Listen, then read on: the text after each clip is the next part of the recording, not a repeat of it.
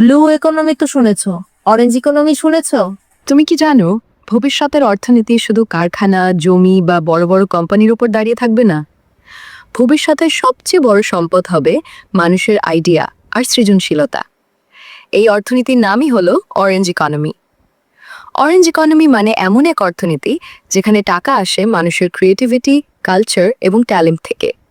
ধরো কেউ ইউটিউবে ভিডিও বানাচ্ছে, কেউ গান তৈরি করছে, কেউ গ্রাফিক ডিজাইন করছে, কেউ গেম বানাচ্ছে, আবার কেউ ফেসবুকে শিক্ষামূলক কন্টেন্ট বানাচ্ছে।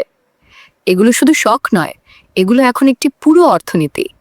বিশ্বের অনেক দেশে লাখ লাখ মানুষ শুধু ক্রিয়েটিভ স্কিল ব্যবহার করেই আয় করছে। সবচেয়ে বড় বিষয় হলো এখানে বড় পুঁজি দরকার হয় না। দরকার হয় শুধু তিনটি জিনিস: একটা ভালো আইডিয়া, একটা স্কিল আর নিয়মিত কাজ করার অভ্যাস।